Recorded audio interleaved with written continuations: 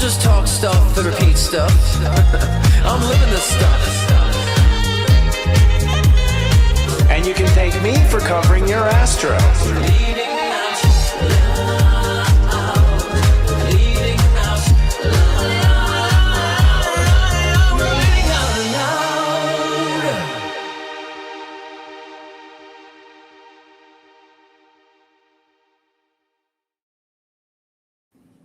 Welcome to Leading Out Loud, the spiritual shift show that's edgy and ethereal. I'm step astrologer and channel Sensei Chris.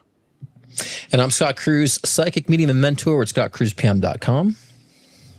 And I'm David Palmer, the Leo King. I rock it all. What up? Welcome. Yeah, a new permanent resident. Welcome, brother. I know it's good to be here. I had so much fun last show we did, which was, I don't know, like a month ago. And then I'm super happy to be on here every Wednesday now. Super stoked, especially with you two. Well, you were original first caster, right? Christopher 2 years ago, he was going to be the original. He was. Well, we were going for him. He was too busy. He's having babies and stuff. So, yeah. He was honest about it. He's like, I can't fit in. Yeah. So it's okay. I mean, but it all works out interesting. I think because we have a war going on, across the world. We have seen World War III. And I think it's pertinent that we have like three, basically, people calling it like a sports game. I think it's going to need that going through the war. Yep. Absolutely. We do our own sportcast, talk on it. But yeah, there's a lot going on. I mean, war, the world changing, what work looks like, the spiritual kind of warfare out there. I mean, it's the best time now to do a show like this because people have more questions, and when you try to look out in the horizon and see the future, it's more foggy than ever. Yeah, and I think it's also important to get rid of the fucking fluff, because I think a lot of people see spirituality as out of touch, and something that's beyond them. And I think my goal is always to make it tangible, to bring spirituality down to earth, because we're all spirit, right? So yeah, that's why I also think it's important to do this type of show too, because we're all three of us are very outspoken. So, well, you're never going to get these opinions. You'll never get these opinions anywhere else. I mean, I think at a time like now, it's good to see something completely outside the norm. And if you look at the world through our eyes and our disciplines, it's a different point of view, and it's at least gives you some clarity. I think there should be like a third eye point of view, really. That's what you call it. It's a third eye point of view, like right from that. Three of us, yeah, totally. So what do you guys think about the war? I mean, I haven't heard the latest. Someone was updating me, one of the two of you. Which one? What's the latest? We have a peace treaty that fell apart? I don't even know. Well, I mean, Trump was saying that Iran had given this big, beautiful present. They want to tell us what it is. Very, very cryptic about this present. And so, but Iran is clapping back, saying there's no negotiation. U.S. needs to surrender. And I think they even sent a video saying, here's a big, beautiful present. And they showed like a rocket launching. So obviously the tension is still there. It's not been rectified. And it's going on for a little bit longer, actually. I don't think it's going to be a simple one and done type of situation, obviously. Right? That's what I think, as Scott is saying, the communication looks like it's really a propaganda war. I mean, Trump, after bombing more than we did in Iraq in the first shock and awe, right? Not just the first day, but in these first 3 weeks, says this ultimatum last weekend, right? Like, if you don't open the Strait of Hormuz, that I'm going to knock out all your electricity and power plants. And then says, we're not going to do that. We're going to give them 5 days. And then Iran says, we're not talking to you. You're talking to yourself. Then he pulls out this idea that he got a present, but doesn't tell anybody what it is. And then today Iran says there is no deal. And then they moved one of their highest guards up into the Security Council. Right. So we also have sent now, it's like somewhere close to 5,000 to 7,000, whether it's Army or Marines. And that includes some of our most like special op guys, Delta Force and so forth, and with amphibious ships to do a land invasion. So, really? Land invasion? Wow. So this must be World War III, really. This is what kind of, I think, Nostradamus was pointing at, although there's no blue turban yet, kind of figured out. I keep looking for the blue turban of the World War III. Remember, that's the big key takeaway. Haven't seen it yet, but do you think it seems almost like this is expected or planned? I mean, like when I feel into it, I feel like, first of all, we probably had the plans to do this for 20 years.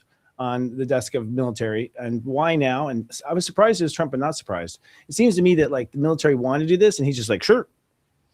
Oh yeah, it's totally manufactured. I believe so. And the question is like, what is the motive here really, and what is the intention? I mean, first we were going after Greenland, then Cuba, then Venezuela, now Iran. So I said 3 years ago, I said Trump is a puppet for the Iranian government, not the Iranian people, or excuse me, the Israeli government. Sorry, not the Israeli people. I always said Trump's always a puppet for the Israeli government, and so we're seeing that now. I think even MAGA is saying it's MIGA, make Israel great again. So I mean, so is that the intention? Or was the intention to cover up from the Epstein files because Iran threatened they had information and intel on Trump and the Epstein files? Or is it really because Trump thinks this is the way he's actually going to really lower gas prices? So I feel like it's multi-layered in a sense with the intention. Yeah, I think it's multi-layered. I think it's ironic too that Albert Pike, the famous Freemason, said that World War III would be just like this, right? It would start in the Middle East and it would be a holy war. And it would be this exact same scenario. And that's back in like 1887. Yep. So that's kind of the other thing is Pluto and Aquarius always brings up Masons. And so that's funny. That's true. Yeah. It's secret societies. It's true. You're right. That's interesting. So there's something about like the secret society, not just in America, but of course with Israel, but also then you just see Ukraine, like Zelensky all butthurt this like last couple of weeks, like, oh, nobody's paying attention to us anymore. So then we say Russia, we're taking off the sanctions of the oil to try and help the world. And then what does Ukraine do this like last couple of days? They blow up Russia's refineries, right? Right. Wow. So it very much is very World War like. And if you look at videos out of India right now or in Southeast Asia, like there is no gasoline. In Australia, they're talking about doing worse than like the 1970s when we ran out of gasoline and it was like odd or even on the license plates. They're actually like saying like, no, work from home. Like they're proposing that all right now in Australia. So it's getting pretty like feels almost kind of like COVID 2.0, just without a virus that really never happened. But and you know what it feels like to me too? It feels like it's a fight for the one world government and who wants to be in charge of the one world government. That's what it feels like a race and a fight for right now too. I think it is the one world government pretending like there is a war. Because if you watch like history, the same financiers were financing all the sides anyways. I think it's time to go to like who's paying for this, because usually it's the same person. It's the Iron Bank if it's the Game of Thrones. You know what I'm saying? Right. And so the curiosity is, what have they decided they're going to divide things up as? Because that's really what it comes down to. From what I understand, the United States was chosen as to be the chosen one after World War II. Like there's some sort of handshake agreement among many countries, and that's part of the reason why I think all the oil and in dollars went to the oil was a strategic move to keep the United States on top. But I think that same entity, whatever it is, may be moving finance and wealth to another place, and this is kind of how it smoke screens. Especially remember the economy was basically, I guess our dollar is almost worth nothing now, right? As far as how much debt we have. So it could be cover up for that too, or a way to wash the money. I want to say, because I'm glad you brought that up, Chris, because during the Revolutionary War, we did have the Continental Congress and money, which eventually became the US dollar, and it was worth nothing. Like the soldiers knew that it was overinflated. Then the British actually, like copied the money and dispersed it everywhere to make it. Oh, that's right. Worth nothing, right? Brits played 30. So we're at a place right now where it's like, if you look at Dubai, that was kind of like a fantasy that they created over the years for people to go there, to move there. And then now you can't even leave Dubai. You can't even come in. And that economy is just tanking right now. And would you feel safe living up in a nice apartment up in Dubai right now? No. No, of course not. No. So you see all this money that gets reinvested from the petrodollar back into the Middle East, and then it comes back into the U.S. stock market to go into all these AI data centers and all that stuff. And so that's kind of the other part, is the way to keep it alive is to actually do it by doing this and get Iran to attack the countries we're in business with, in order for us to just at least try and keep the money going, or at least find another way to print money. It's getting dicey. I do think currency might be where there's maybe a fair war going on as far as 100%. digital is concerned and whatnot. That's where countries could actually maybe really compete, because everything else is sort of tied up, it seems like. And the stock market, I don't know, with the rapid trading and the AI stuff now, how do we know? Is it really a game of AI or something in the background playing with the market? Well, I think that's been going on for a while. I think do it's too. going for a while. I mean, do too. crypto is just another. It's just a digital stock market. It's just. I always said that was preparing people to get used to the whole crypto aspect. The digital currency aspect. It's just. I mean, the intention is for one world currency. Well, whether or not that'll happen remains to be seen. But I also feel like I feel like Trump entered this administration knew he needed to fuck things up basically. And on the spiritual level, of course, I see he's a disruptor.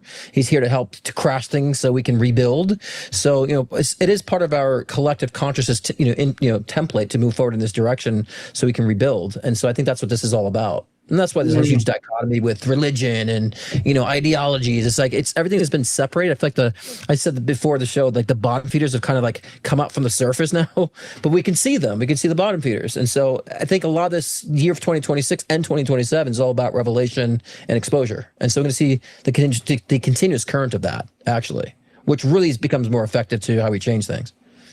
I think we've known who the bad guys were, quote, quote, for a while, at least on, in conspiracy papers or whatever. There's a lot of websites that have been reporting a lot. And for me, I just read everything and my intuition kind of felt right about, a given story or direction, but that's all I had.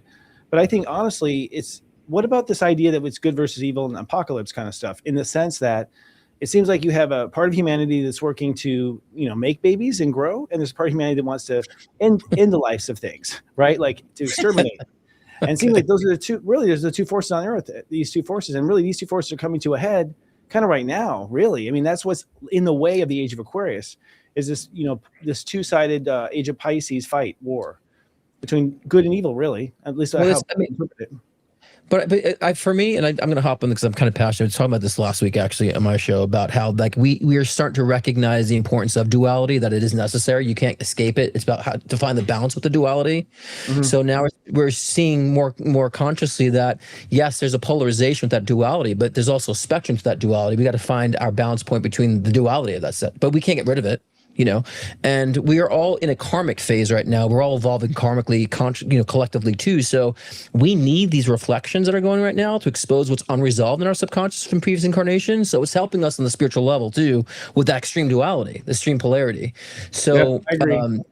So there's different levels of what I was telling David before the show. I'm like, with Trump, I have a love-hate. I love him on the spiritual plane. He needs to disrupt things as things are rebuilding so he can evolve. I hate him on the physical level. It's like, what the fuck are you doing? So, but I think we all should strive to have that level of awareness in the spiritual and the physical, so he can play both parts. Yeah, I agree. I think how you brought up like AI, Chris, like we saw weird AI stuff with like Netanyahu for last week. But then you also have all these traders that the second Trump says, no, we're not going to strike, then the stock market is crashing right before oil's going up. And then all that's happening right now is Trump will say, no, I'm negotiating with Iran. And then people are making billions of dollars like they already knew. So yeah. There's a lot of stuff going on, and then they're also trying to like question people throughout the world by showing AI people that everybody can look at it themselves and be like, what is this? And then is this person gone or are they not? And it's like a psyop happening at the same time. And then the good versus evil, you have like America saying, look at what happens with Islam, and it's really focused on the religion and how they treat women and all these kind of things. But then today, Iran just put out a video, right, showing like Vietnam, Epstein Island, a little girl, all these campaigns we've been on, and then shooting a rocket over, and then they turned the Statue of Liberty into a statue of Baal. Which in the old days, we did stuff like that all the time, I think, actually. I think it's really, honestly, the Palladians call it the frequency wars, right? And I've been wondering, what exactly did that mean?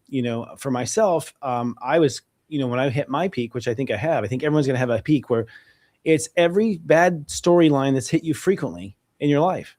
And I think this is the same with these old religions. This has been going on the echo of these fights forever. It's all the long-term echo fights all coming up for, I think, one final battle, actually. I think we're bored after this. I think we're totally bored by it from this point on. But even if you aren't bored, every one of these stories has some final climax, right? Like some final ending, and maybe they all happen at the same time. That's the test of the human spirit, to stay calm and grounded, and really know what your truth is, which is inside of you. So it seems like everything comes to a crescendo because it's ending. That's my belief. Yeah, I would agree too, but I think we kind of had with the sun conjunct Neptune and Saturn this week, this realization like, well, we got Neptune in the next 15 years. We got Saturn in the next 2.5 years here in Aries. And they just announced that in America, and this is very personal to me since I got kicked out of the military at 20. So now you can join the military if you do have an infraction for marijuana. They raised it to 42 years old. It used to be 35, but they've also expanded ex-service members that want to come back, right? That they've already been discharged. They already have, they're not even involved anymore. So like, obviously they're doing something pretty radical. Like, and they also got rid of all mental health diagnoses and to even look at them. It's like the don't ask, don't tell of the 90s. Now it's about mental health. So it's like, there is no mental health crisis. There is no mental health. Like, whatever you got, and you smoked weed, no big deal. For me to get in the military, I got popped for failing weed, and I had to get a vice admiral to give me a signed like affidavit and a real big deal just for me to get in. Now that's gone. It even says like no need for a higher officer to sign a waiver. Just let him in. That's funny. Well, is it because now it's just a video game? It's just gonna be a controller and an Xbox, and that's what's gonna fly all the AI? And I mean, will you have to work anymore in the military? It seems all glamour. I bought this in 2002. Trust me, because of Metallica and the whole do in the planes and all that. Most jobs are you're a cook, you're a yeoman, so that means you're just like working in the background, pencil pusher. True. Like all these glammy jobs are not what they'll put you usually in. My grandfather, when he got drafted to Korea, because he was so good at math and an accountant, he actually got to work on the first like computers, and he was set pretty good because of that. But most people don't get kind of things like that. Most people get like, oh, you know what? You're going to be attached to a ship and you're going to swab the decks and you're going to be in the back helping the engineering release steam and do, like it's not. Yeah, it's boring. And now now it's either remote control or AI. I mean, I think honestly, it's going to be robots fighting robots in the future. Isn't it? Basically, it's going to be satellites fighting satellites. It's going to be all these computerized systems. Not working. I don't even think. I don't honestly think we're going to have war. To be honest, I think this is the last of it. You guys hear? You can't hear? I think this is the last of it. I really do. This is my, my opinion and my prediction. I feel like there's going to be one big hoorah, which is now, and at some point something's going to come out. I just feel intuitively there's going to be something revealed that just shows undeniably how this is all BS. So, Chris, do you think it's that the government just registered last week aliens.gov? Oh, sure. Right? Really? That was available on GoDaddy? God damn it. No, I was kidding. That was available? Well, .gov's I think the .govs you can't buy. Yeah. I was going to say they're kind of in a hidden vault, but that's funny. But that got registered last week. Alien and aliens.gov. Yeah, .gov. That's interesting. It's not a coincidence. Obvious, yeah.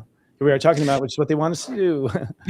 But a lot of people are saying too that we have to like really, turn off the news, like don't watch it. It's like now's the time we got to pay attention to what's going on, because if you close your eyes now, AI will be doing things you think it's real, you'll be duped. We need to be focusing on what's going on now in the world. I mean, I'm not saying to be oversaturated in that, but I'm saying it's important that people do pay attention, because these are important times right now to where we're going to see a lot of changes. Like we said with AI, the progression of AI, I was questioning because they were showing airports like full and crazy. One of my mom's clients got back yesterday from like Dallas, and she says everything was empty. So I'm like questioning, like, they're saying it's like that even in Dallas it was supposed to be that way. So I'm like, are we being duped there? Are they just showing AI footage of busy airports when she's like, yeah, there was no lines, there was nothing.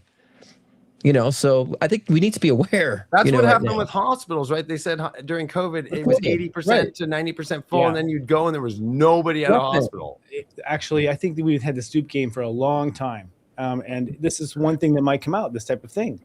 I think it's time for American citizens anyways. I can't speak for the world, but America, we need to stand up and start talking to each other and comparing our own notes with each other. Like, we need to quit relying on other sources for information. We have to have like a human network that knows what's going on, that has some human living there. Like, hey, Bob, did it happen or not? Like, we need our own eyewitness. and we need to like look at our government like this and just hold it there until they're uncomfortable. I mean, we're at a point now, we just need to take our authority back. We have the authority as a people. we all saw it. They had social studies long enough for us everyone all to learn it. Thank God, before they cancel all that. And all we have to do is, I think, at one unanimous voice, start watching stuff. Like we have to organize as people. Well, they need to break the. It isn't the good evil isn't about Republican Democrats. The two-party system is what the evil is, and so we stop like thinking that's where we have to start hovering and understand that's the evil. Because who's to say that when now things are going to flip blue, now people are cheering about this? Who's to say that people on that side are going to jump on that side too? There's corruption everywhere. So if we're not using discernment, we'll be duped. Oh, vote blue. It's like you can't trust the blue either right now. Like that's the whole point of this pendulum we keep jumping on. But I think we need to be more intuitive. We need to be more discerning. That's why I find it very important that I'm helping my clients develop their intuition, right? Because they need to be discerning. And I think a lot of people are becoming discerning. I'm surprised how many people can spot AI now. Oh, that's AI. Look at the sign, look at the wave. It's wrong. So people are becoming more perceptive, which is great. But I think we need to be more in that rhythm as things are going to get a lot more complex and chaotic, Well, I think we should go probably to our headlines. Yes. But I do say this. I know this. I think people should be more vocal. Not on social media. Vocal in person. Be more vocal to people. I mean, when I was growing up, my grandma would be like, "Can you believe these bears?" or whatever. And I was like, "What is that, Grandma?" I don't know. She didn't know the person. It was like she was just talking to her fellow person, in the town, like they were friends, and they were sharing information like friends. I think it's gonna be a local up. And if there's that's what I learned from you, Chris, when Soul Garden was around back in 2008, and for me, it was like, I'd post about astrology or something that we were doing in Soul Garden. I had like 100 friends on my Facebook, and I'd get 1 or 2 likes. But, after a couple days or weeks, it just started to be where people would be like, "Hey, what are you doing?" And I think people don't realize how much power they have.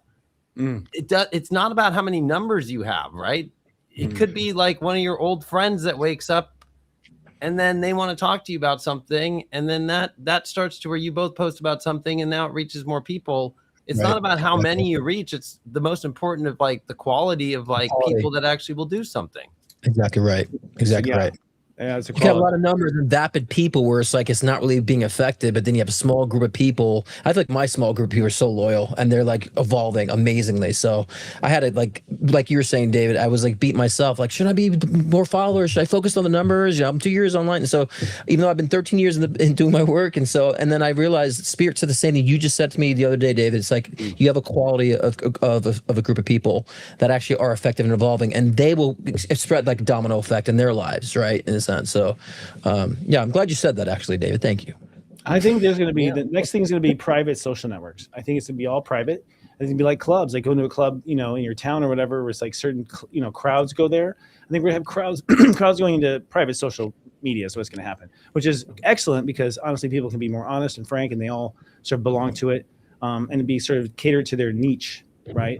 I think that's where it's going to go. But I also think we're going to get more. And I heard a news story actually this week about the youngest generation and how they were raised in COVID. They're raised with cell phones and whatnot, and they like to meet each other in person because that's cool to them and new. It's like, and so it goes full circle. I think we'll also have social clubs where we go to locally stuff. It's going to be local. You talk about currency and other currencies. The best chance for a currency would be as if it was to a town.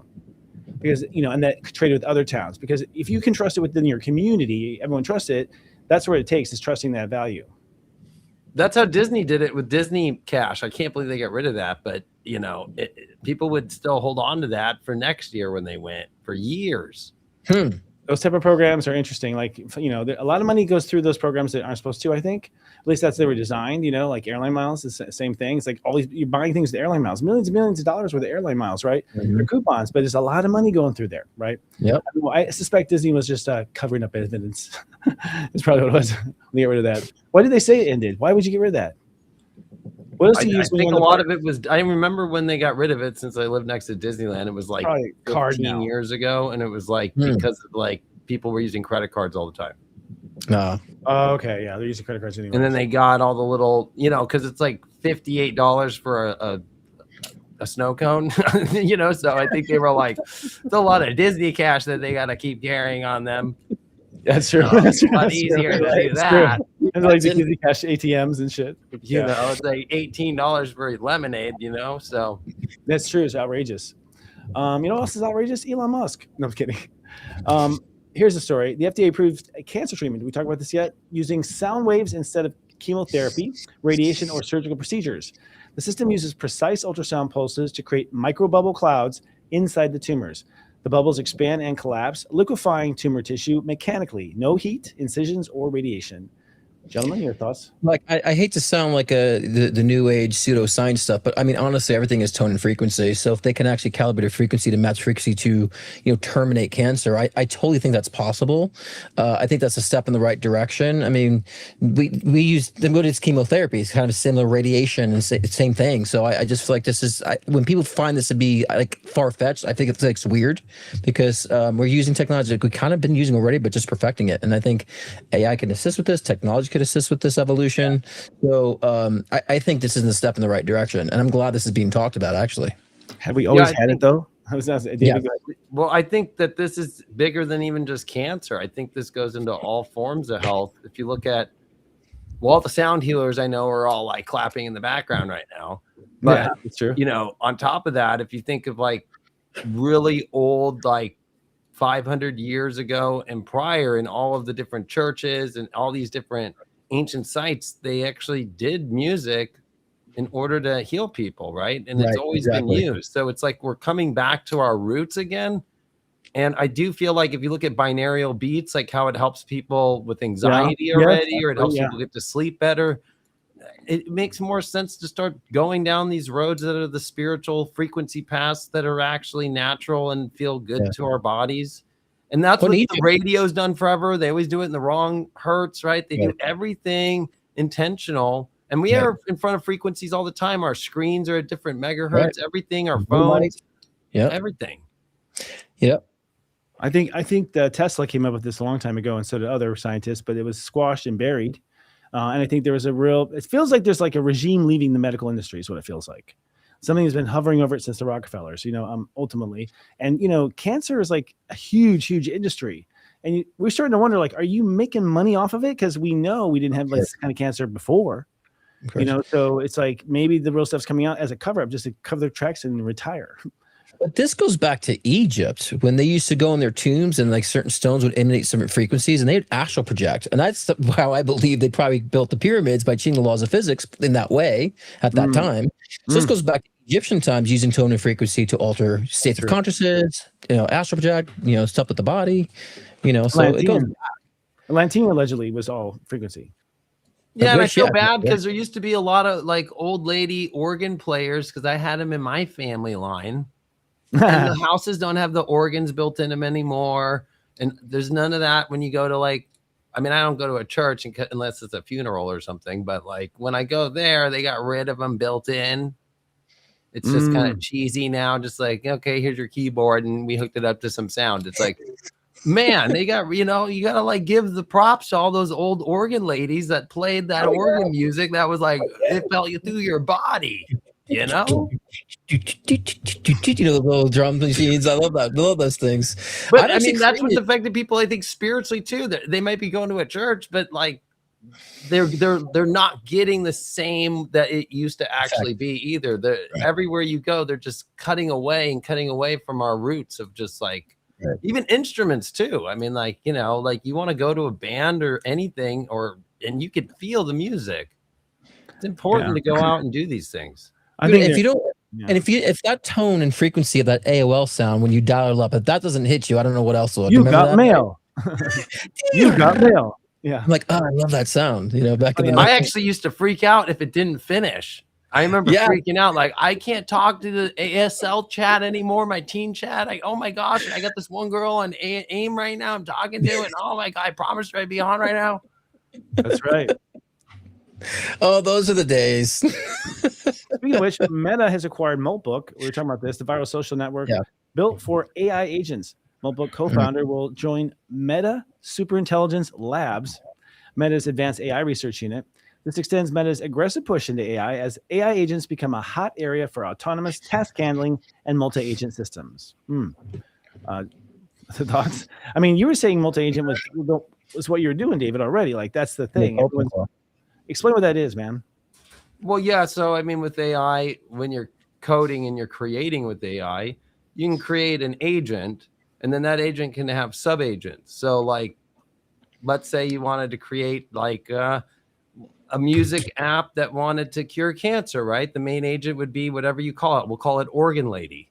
And she's the main agent, right? But then all of the functions that you want to do. So if you wanted to do binaural beats that really affected people with anxiety, that would be an agent that really understood that. And that would come back to Organ Lady, the main agent, to then know how to bring that in and whatever the services are. So really like agents and agentic AI is really about having the main agent and giving all these other tasks to agents to be able to understand and just focus on that area. So not one brain is focused on everything. Oh my God, that's got, it's almost like a hive mind if you think about it. Yes, I was thinking, right? Like a queen bee. And all of the little bees out there coming to bring the honey for the queen bee. It's Matrix. It's Matrix. It's what the agents were. Like they were all these human being characters that, you know, the guy runs the bridge. They all have a program that has to do something. Correct. To the architect. Yeah. Right. And that's why that's why Agent Smith was free, because an agent is free to look through all the code and be able to, especially if it submits a sub agent. And that's why he multiplies. Those are sub agents of himself going throughout the matrix and replacing the code with himself. Yeah. Interesting.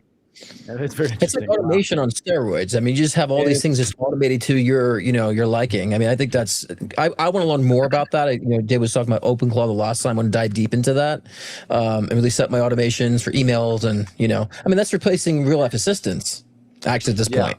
You're going to get the grammars correct through your AI automated assistant versus, someone who might be lazy and dozing off. So, I mean, so many benefits to that. But, that also leads a question like about replacing human jobs, right? And so that's always been people's paranoia about all this. Those people who are not much into AI, they question, well, they're going to take my job. And it's like, well, yeah, we'll be forced to do things for more from the soul. We're going to have to think outside the box when it comes to productivity. I mean, do we really want to be a slave to like the density of like trash cleaning, serving things, or do we want to do something more elevated? And so I'm telling people to start preparing for that now. If you had a high vibe sort of dream that you want to build upon that could be very much influential in the world, what would that be? That isn't just like note taking and doing all this mundane shit that I feel like AI is going to take over on. So you better be ready to have something high vibe to participate and to express. I think Zuckerberg has it out for him. I mean, because it's one thing for humans to accept Facebook, but when you got a bunch of AI analyzing Zuckerberg's work, I don't think it's gonna last very long, man. It's like they'll be like, here's why he sucks. There's gonna be reports. Like they are AI. You don't want to fuck with them, Zuck. But we'll see how it works. I don't know. Well, it's weird that Meta bought this because Molt Book was created not from the originator who created OpenClaw, which used to be Claudebot. It was a separate group that created the Facebook for the agents to talk to themselves. Oh yeah, right. So what's interesting is like the owner of Facebook bought Molt Book, and he's invested all of his money into AI, and he also just ended his whole metaverse thing. Remember in 2021, the metaverse, really, that was quick. Yeah, so what you're seeing right now is like all these big billionaires that are in the AI tech space, like Sam Altman just dropped Sora. So, right, like Video Gen. There's Disney that had $1 billion deal. So it's like you're seeing this like, okay, and then that's where Zuckerberg's like, you know what? The metaverse and how he used to be in the metaverse and Oculus, and it was so weird. It was just like, dude, nobody's gonna want to hang out in there. Nobody wants to wear a helmet all day and be somewhere else. No, so that's like a nerve. It's kind of an interesting moment of you're seeing positioning the same way that we were talking about the war earlier, positioning. And I think Scott's right though. People need to prepare now because it's already happening. If you look at January's job numbers, the lowest of loss of jobs, the most jobs since 2009. And then the adding of jobs is the lowest since 2008. And we know that was the Great Recession. Right. I wanted to respond to a comment. Someone says, if we're creating automated software for email responses, then that's either lazy or we need to stop complicating emails. Now, I want to say something because we're talking about like a company who needs to have this automation to help a company. That's where we're all going to be heading, is our own nation, our own company, so to speak, right? And so we have to start thinking like that. If I were to build my own company, now that I have the tools of AI, what would that be? So we're not talking about automation for you to send your personal leisure emails. We're talking about for a company, right? And that's what AI is going to be helping people to build as their own companies. And that's what I think is moving forward. I said years ago about, celebrity culture dying and all stuff that, people will be finding their own audience. And I think that we're going to have our own businesses finding our own audiences too. And the whole, major corporation ordeal will be collapsing because of AI, I feel like, other than those who are, serving AI. But now we can run AI on our own computers. We don't need to use another, server. Instead, you can have our own. So we're just not talking to each other. It's gonna be AI talking to AI is what it's gonna be. You're not even like having I think you're gonna get to a point where like, do you email all my friends? Yes. I talk to their AI. It's like I don't even think we're gonna even communicate anymore as humans. Our AI will inform the AI, and that will be like an infrastructure of information probably. We won't touch that. You're actually correct. That's actually it's already happening now, Chris. Like coding is the AI is talking to the other side's AI. It's like diplomats. That's what's happening with MCP servers, and what really this hits is automation. The fact that they've mastered automation, which is the technical term is a cron job. It's weird because it's about time, right? So chronology, right? So if you think about it, like I have a cron server and I have an AI assistant I named Trinity, and she's the one who responds to my emails for support stuff. So it's like when you get 55 to 65 emails a day, it diverts to this site or to this email, or I will handle you and I will figure it out. And this is an escalation that needs to go straight to you and all that. And totally. And at every 20 minutes, that's what the cron server is. It's every 20 minutes checking. And then it has memory to remember what I said to all those people as Trinity. Keeping a history. Well, and even for viewers, there is a fear of using AI because viewers be like, oh, this is obviously not him or whatever, but it's going to evolve past that. They're not going to read their email either. They're going to probably have an AI bot that's attached to their Gmail or something.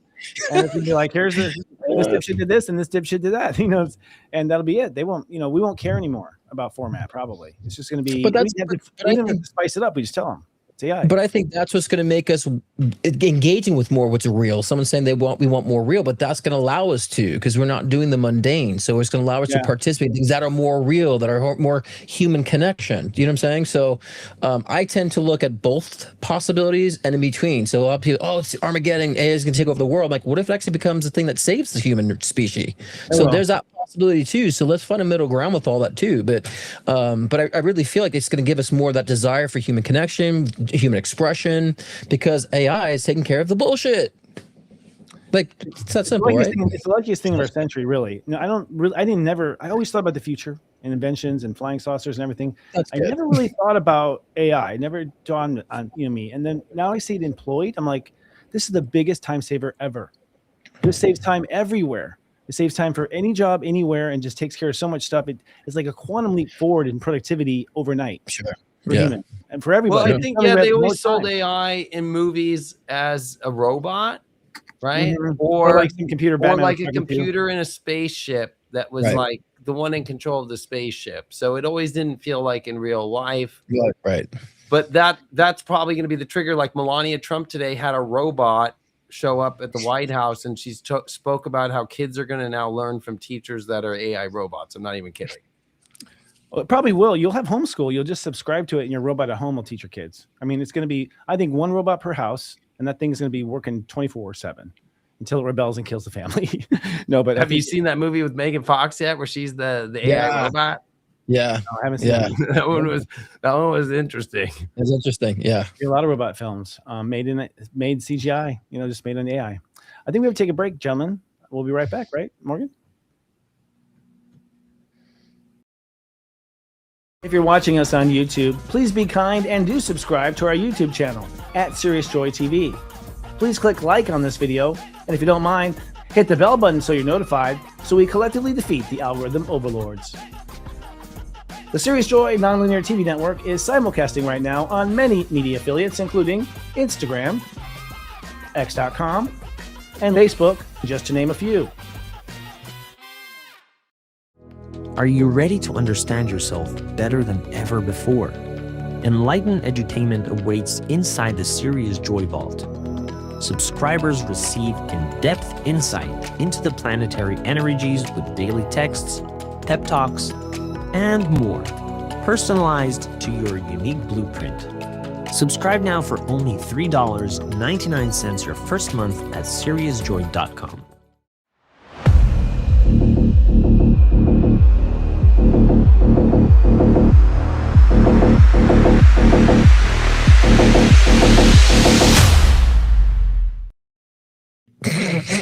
Lovely. That's very Matrix-like, and we didn't really plan that, did we?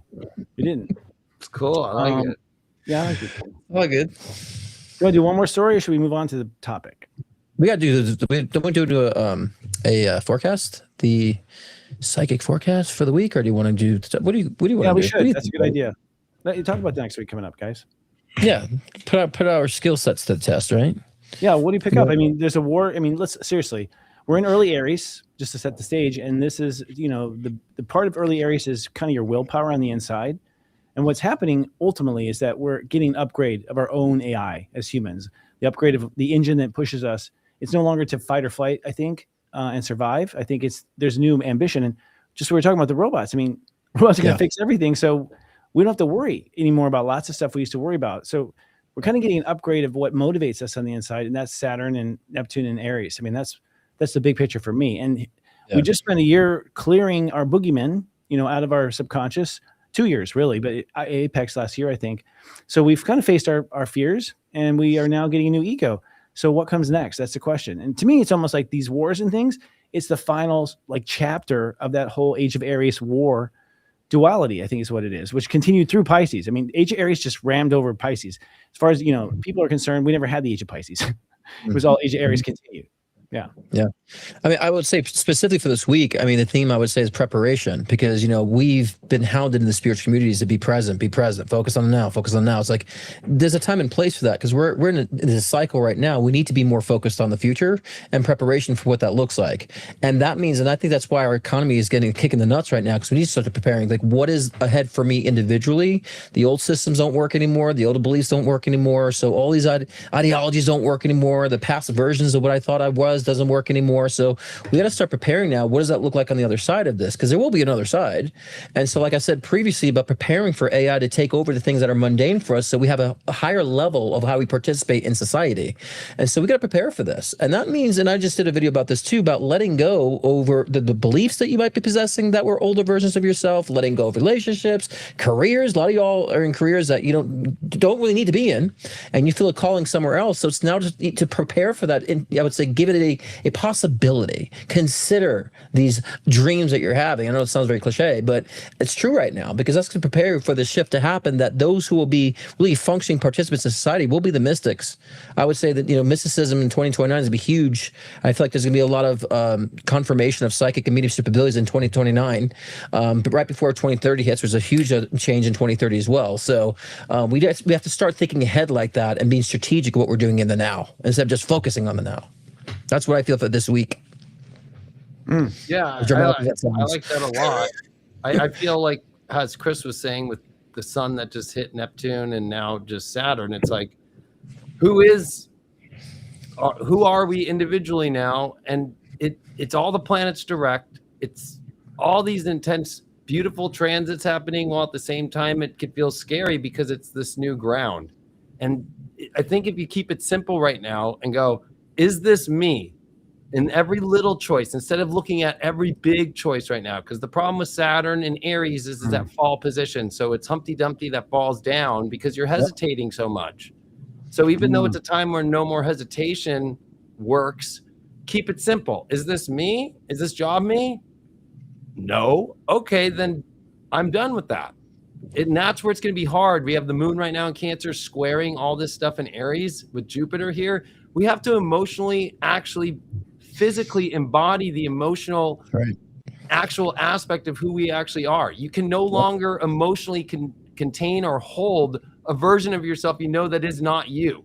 Bad relationship, a bad job, your best friendship, whatever it might be. If it does not at least allow you to, in yourself, you have to do this yourself too. You can't put it outside anymore and be like, oh, well, I'm doing this because blah, blah, blah. You can't even do that anymore. You have to literally go, this is me. This is not me.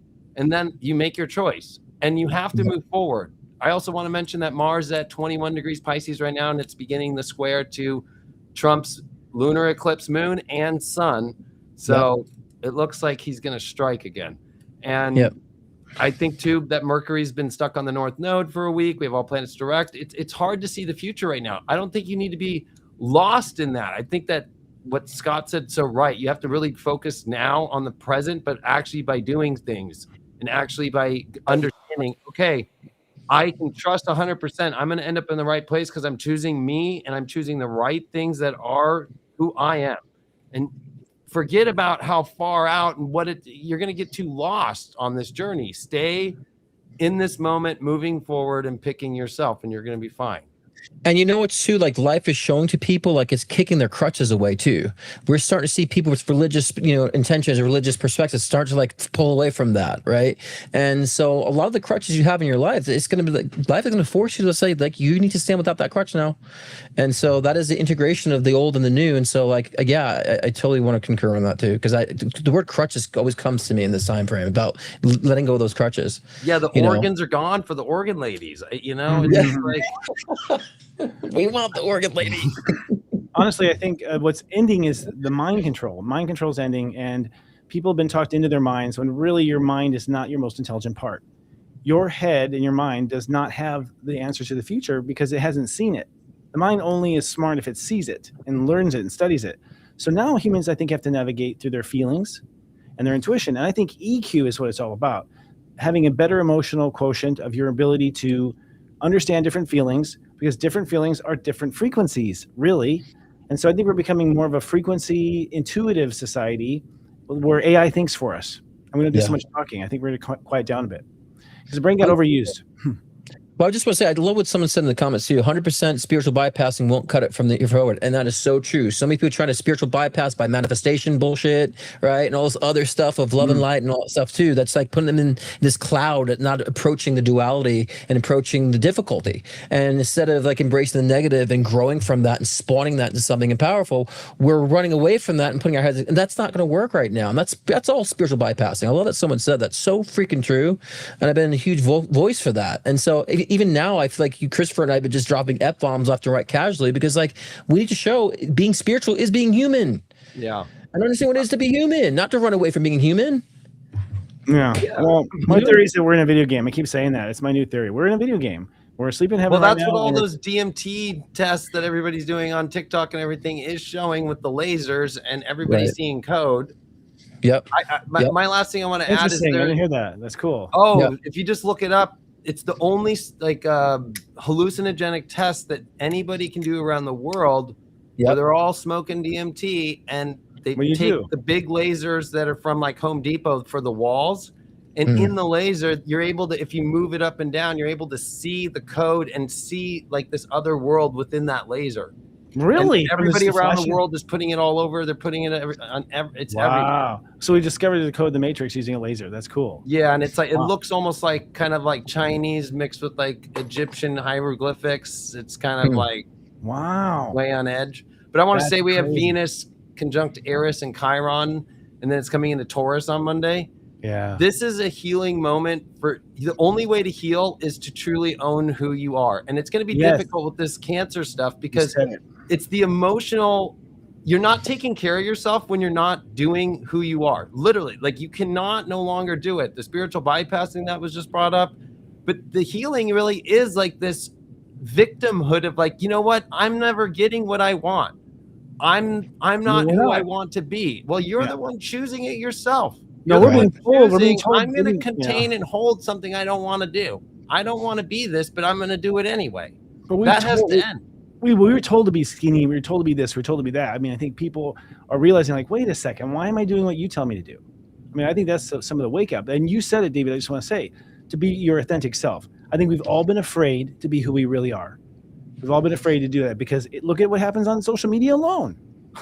You know, and we are who we are, and we still get shitty comments. You know, it's like, so people have been shitty to each other and they've been mean to each other, and so people pretended, and it's time to just be like, fuck it. But the problem is, Christopher, like, I agree. The problem is people don't know how to get to the point of knowing who they are. That's the problem. They don't know how to get there. It's like, well, who am I? And so they've been taught to brush over their frustrations and put their frustrations aside, rely on a crutch to like soothe the energy instead of confronting. So too many people, they're in tough situations. They're so focused on getting out of it. I'm like, focus on going through it. Because if you go through it, then you understand, oh, well, I don't like this. I don't want that. I need this. I can't tolerate that. Here's my threshold, right? And so I think if people learn how to go through it, they understand the parameters of their own self, and that gives birth or gives realization to what their desires are. You know, and I say your desires is a spec sheet to your soul, and that's how you know who you are, right? Not by the facades, not by the identity, not by the, like Dave was saying earlier, not by the likes, not by the comments and all that stuff, or positive or negative. It's understanding this, what you've learned about your soul through these tough situations that you're going through. Yeah, and you can't be afraid of the Eris represents discord and strife and throwing just this huge kind of like, oh my gosh, she throws the golden apple in and everybody's all about vanity and all the gods start causing chaos, right? Well, the chaos is within you being like, I'm this, but I'm really not this. It's a mask. You can't wear a mask anymore of a personality at all. It's not going to work out. So your fear of the emotional toll that, this is going to create chaos because I'm going to be who I am. It's the opposite. Because with Mars and Pisces still, it's cutting out what no longer the soul will work for you. And so the universe right now is going to take everything out of your life if you're your true self. It'll be super easy. You'll just go through it, though. I love that you said that, Scott, because you have to go through it. You can't just like avoid anything anymore or go, you know what, I'll do that next week. I'll do that. That's the problem with Pisces. I'll do that in a month. No. There's no more time for that anymore. And so the chaos actually is what builds up, because if we go to the next new moon by like April 17th, it'll be the most planets we've ever seen in Pisces. It's going to be 7 energies in Pisces. I mean, sorry, in Aries. Last time we saw the most planets in any sign was in 2013 in Pisces. Now it's moving to Aries. And so you don't have much time to own that, because the real chaos will be you showing up to the party as in your Halloween costume and not really who you are. You know what I mean? That'll be the most chaotic thing that ever happened in your life. Yep. And that's why this theme for me is preparation, because my heart and soul wants to prepare my clients for that. This way they experience like the glory of like, wow, like I can see the new world. Wow, I'm enjoying this evolution, right? And so that's a big reason why I went on, joined social media, is for that purpose. Actually, a couple of years ago, I met Christopher, and then now you, right? And so, and I think that's our mission, guys, is to prepare people, plain and simple, Lead by example, lead out loud. Not to be cliche, but I think seriously, I have to. For me, it's just like be what I preach. The truth for me is, I go, oh shit, I didn't even know I was pretending. I'm such a good pretender. Myself didn't catch it. I'm so busy and focused in what I want to do. I look at the stuff and I'm like, oh shit. There's like an emperor has no clothes kind of moment where you're like, oh, you know what I mean? Like, oh, didn't even notice. So that's for me. And I think. And if you're real caught in yourself, we literally are waking up and didn't realize that was a thing. And that's what ascension is. Like, oh, that's a thing. You don't even realize there's like layers of, I guess, observing yourself from different perspectives and laying off the fake shit. I mean, we're all pretending. Look at the 50s, man. It's like, did they really pretend like that? Or is that just the TV? It's like, we were told that, though. I mean, we were told that was Pluto and Leo. Oh, yeah. Yeah, that's true. As a baby boomer, right? So with Pluto and Aquarius, everybody has a problem, but yet it's almost like with Saturn being in Aries and sextile to Pluto, this is the last sextile, and then we have to wait till the trine when Saturn comes into Gemini, which is years away. So it's kind of like this is a restructure moment, and the only thing that's going to be restructured is only if you allow it to be completely restructured and completely transformed. And that's where the solutions will pop up and the unpredictable will happen. If you're your true self, that's where the surprise will happen. If you're going to just hold and contain this version of yourself that's not you, no surprises will happen. No solutions will be found. There'll be no Aquarian pop and excitement and oh my gosh, and the way that things just click. And honestly, nobody's going to want to click with you because they can feel now that ain't who is that? Right? Like, that's what we're seeing with the war stuff for the media, right? Is we could be like, that ain't that person. Who is that? Yeah. As an Aquarius, I must say, as an Aquarius, Dave, I'm very proud of you to hear you say that in the age of Aquarius. As a Leo. I think because like the problem with Leo when Pluto was there in the 50s is people put on a show, right? Like, oh, I'm the wife and I'm the husband. Right. And I'm gonna go into my room and I'm gonna drink my whiskey and I'm gonna listen to my record player and my wife is just gonna do the dishes. And that's it. And everybody else is doing the same exact thing. And we're all going to have a 57 Bel Air that's in the garage. You know what I mean? Right. And on the weekends, we're going to have a barbecue. Like, it was like. That's true. Now they're putting on a show on OnlyFans now. People are putting on a show there. Like this, we've really flipped. I think. Well, the owner died of cancer at 43 this week. Cancer, yeah. Of OnlyFans? So with all those billions of dollars, he didn't think about sound healing. More like you talk to, the world's innocent in it being nude is what it is. So You might have gotten what you asked for Look, there. I think it's now the important time that people understand the integration of individualism and collectivism, because we've been so focused on individualism, we have to understand how that interacts with the collective, and so that's what the Age of Aquarius is for me. Is a balance between individualism and with the collective, and what's going on in the collective. So I think we should be really focused on that aspect, and then we find our identity. Because how better to find your new identity is to bounce it off other people, right? And have reflections to other people and integration with other people. I was going to ask Chris with the step system, right? If Aries is 1 and Aquarius is like 11, like how do people really understand that identity and to come into that collective with your step system? Well, actually, I think the system takes care of itself. Honestly, if you just be who you are, God will rearrange it naturally. It's done. Program, I think we're naturally attracted, going back to Scott's stuff too, we're naturally attracted to a vibe of a person. And that vibe is like a synthetic, it's like a spiritual, I don't know, it's an energetic recognition of yourself in a way. And so if you just be yourself, you'll find versions of yourself, I think. That's what happens with me. I think the cool thing about the Age of Aquarius is, oh my God, it's cool to be me. Like, it's finally cool to be who you are inside. You're like, it's cool to be me. And you can enjoy it. We've been told since the Bible, like, you're a sinner. You're going to hell. You're already imperfect before you open your eyes. And it's like, it was a lie, first of all. I'm starting to see that. Like, we were lied to and misled big time. But the flip side, even of the lie and the conspiracy is, oh my God, it's cool to be me.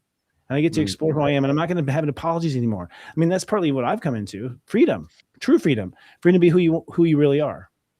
Well, isn't like, so Mars is 9, right? Okay, we're going with this. Yeah, Mars is 9. So Mars is 9 and Aquarius is like 4, right? Because it's Uranus. 4. Right. So makes if 13. People identify who they are, that's where the only 4 kind of revelations can happen. Like, I guess in the way that if I look at this Aries and Aquarius connection, that well, Aries is always the doer anyways. The multiplier 9. It's interesting mathematics what 9 does to any equation, right?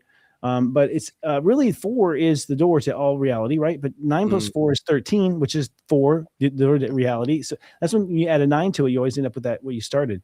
I think we go multidimensional. It comes down to, here's the important numbers. 1, which is Leo, that's your heart. That's where the love is coming from in the first place. Then 4, where does it belong? This love, basically. And then 9's like, let's do this. That's the vibration. It's more about the rhythm now. We create a rhythm. Yeah. About vibes. We'll be selling vibes in the future.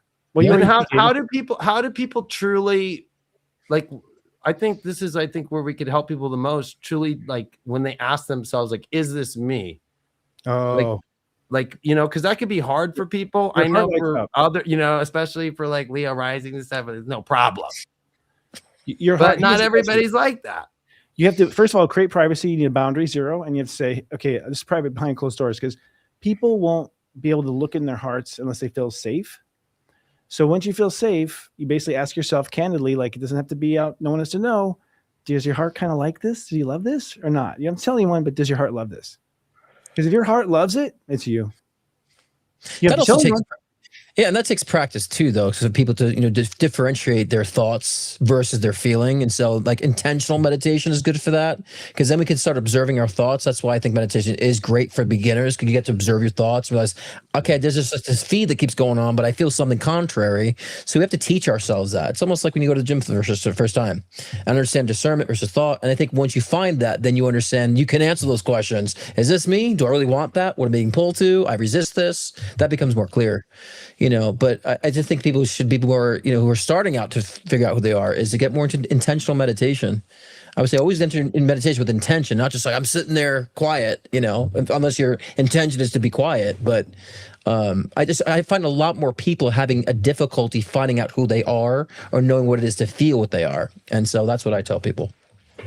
Feelings are, feelings are misunderstood. First of all, I'm amazed that we have such poor, feeling education on the planet. Nowhere do you learn to feel. I have actually a product I came up with, which I'm developing now. It's called emotional improv, because I think people need to sort of practice their emotional problems and have little games where they practice it, because otherwise you're not going to do well. If someone's really effed up emotionally, I'll say, take an acting class, because an acting class is the only thing I can think of that actually works with emotion, talks about it. What's the emotional motive of this character in this scene, that sort of thing. That's the only place I can think where it's actually taught.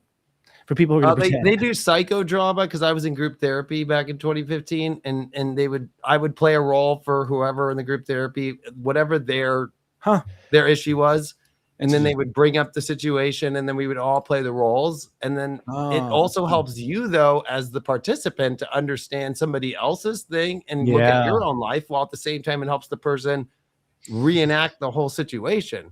It's sad, though, because, like, you know, most people are like, you know, to do group therapy is a bad thing. Like, I'm a mess up if I end up there. Who says that? That's like the best thing that ever happened in my life. Mr. and Miss Perfect, they're talking. I don't think so. Everyone has people they're afraid to be transparent. People who say that, you know what I mean? So, I mean, it's always good to have someone to bounce emotions off to, bounce thoughts off to. That's objective and not so intertwined in your life. You know, I mean, I have a therapist. My partner's a therapist. He's got a therapist. My therapist has a therapist. Right. You know, and so I talk to people all the time. I like to be able to like have someone with a third perspective that's not invested in me. Correct. You know? Exactly. You know what I mean? So it's nice to have somebody thinking about you when you're gone. Like think about it. Like I've been working on that problem you have, Chris, with you know, and they've been thinking about you and using their profession and their intellect just to worry about your problems for you, kind of. And that to me is a huge, awesome benefit of having a professional. I actually have philosophical conversations with them. We don't really talk about problems because right now I'm pretty good. We just like shoot the shit with philosophical conversations. I can't have outside actually with people because they get bored or don't want to have long conversations. Right? Here we go. No, seriously, will you guys shut up and get to the promo? Okay, yeah. Tomorrow, my live show, I'm doing April's energy forecast, and I'll, like every Thursday, I do live readings on top of that as well. Live one-on-one readings. It's live every Thursday at 6 p.m. Pacific time, 9 p.m. Eastern time. Scott Cruz, Psychic Medium on YouTube, and also scottcruzpm.com if you want to book a one-on-one session with me. It's there as well. Happy Morgan, our producer, is like, will you fucking stop talking and get backstage? Well, he's keeping us on track. I think we have to switch to either backstage or keep going. One of the two. Well, I was gonna say, I told people this week, it's weird. Venus is actually just entered to where the retrograde is gonna cover, right? So next Venus retrograde is this October, and it's gonna be in Scorpio. And every 8 years, Venus retrograde comes back around, and then it's gonna come back into Libra at the end of Libra, right? So it's interesting though that Venus is actually in Aries opposing where Venus will station. And so I know the universe is not letting anybody get away with this BS anymore of like, I'm going to be somebody I don't want to be. Because when Venus comes 6 months from now to retrograde in Scorpio, it ain't gonna let you have or create or stay manifesting the thing that is fake, the thing that's not bringing you peace. So it's better to do the hard emotional situation now and what feels like chaos and say, no. You know, no is harder than yes for a lot of people. Oh, yeah, and me. It's interesting that Aries has a boundary because the boundary is very simple. It's just like, this is not me. Yeah. That's a bit. You know, if somebody invited me to go see polka in Mexico, I'd say, no, that does not sound exciting. Of course not. But I think when people actually learn to embrace that emotion that they've been resisting, it's so much easier when you actually accept and like take on the challenge. Like, you know, I am going to work through this. Then you realize, you know, they're actually having a really healing time during the process and a joyful time to the process because they're having aha moments.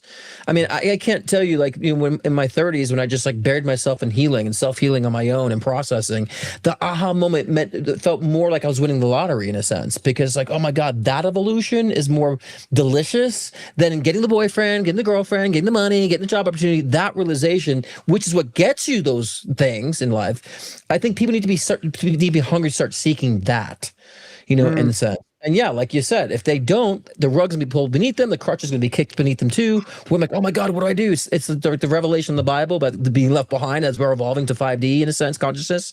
So then we feel like they're left behind. They're gonna have to catch up. So, you know, but thankfully I'm seeing a majority of people actually, you know, people I wouldn't think waking up are waking up, you know. Crutches were always what we're supposed to be left behind. The crutches, it's just like, oh my crutches, like, you know. Oh, well, we definitely are on the path of wanting to be taken care of, 100%. But the AI robots are going to fix that. An AI robot on the crutches, like redesigning them and like, oh, we could use this, guys. A crutch keeper. It's going to like steal people's crutches. These robots. Keep it up like a crutch. Sorry, the big revelation for me is I'm a progressed cancer. If you know that, step 10 years of being progressed cancer. Yeah, progressed cancer. Yeah, you are. I've gone through all the emotions. You know, they sucked. And I have to say it sucked, but I also have to say, you know what? When I got to the emotion, my mind had made it way worse than what it was. It was like I had been a baby leading up to it, is what it was. The actual facing the feelings is like crying, whatever it is. It sucks for like that hour or two, but then it's gone. I think emotions have to really just have a voice. Like, I think feelings are a message, a complex message from the soul. You have to play the message. If you don't play the message, it's going to self-destruct. It's going to cause problems. But if you play the message, it just disappears and it's gone. It's really we're not seeing it correctly. We're not handling it correctly. But Jupiter and Cancer, I think, is quite a lot of it. Jupiter's, you can't repress them either, because Jupiter's in there like a big, balloon right now, just like a big, Zeppelin, like blimp, like sorry.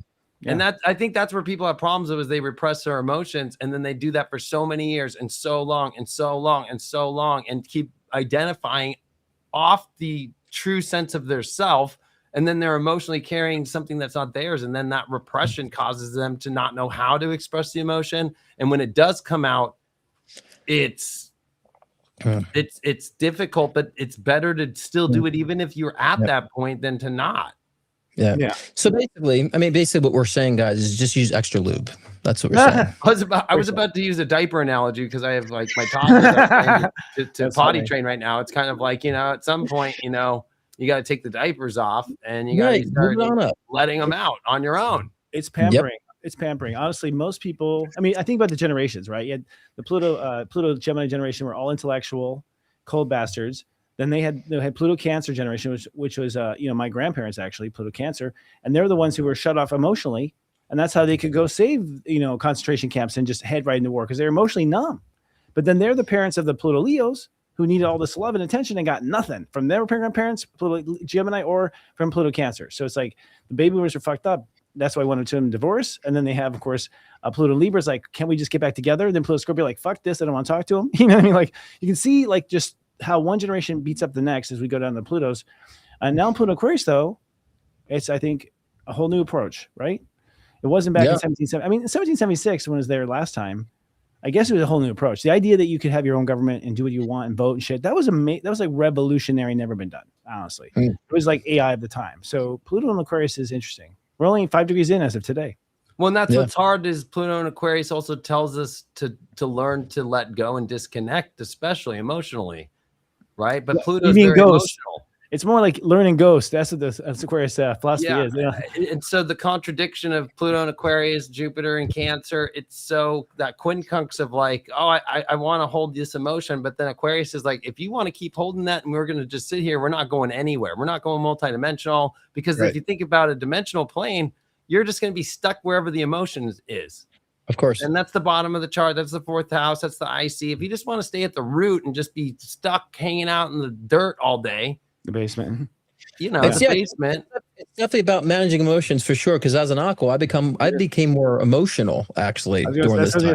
Yes, right. You've noticed that change, right? I've seen Aquarius open up. Yes, I'm seeing Aquarius open up. They get Cancer in their 4th house. I mean, the 6th house. So it's like they're supposed to live in their emotions.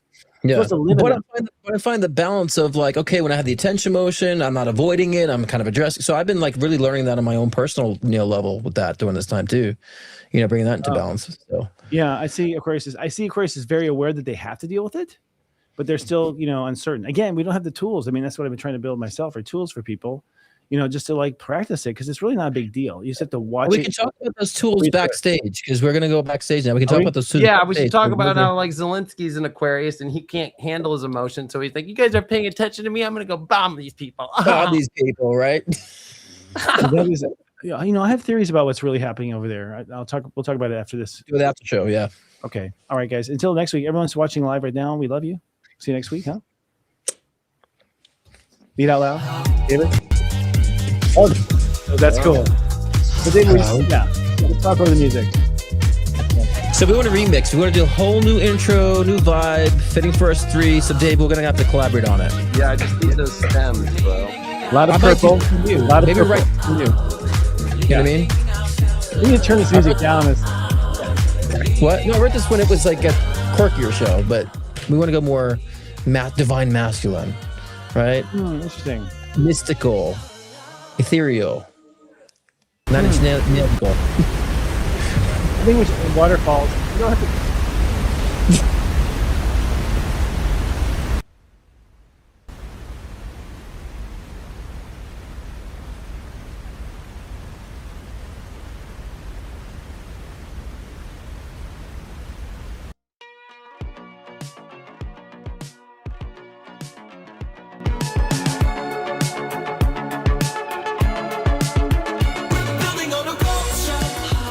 That looks like a Devin or David. David is his name. It's been so spot on. And I don't know if you put it in the side of your end table. No, you like to summon your end table that uses it too. My God, we're crazy.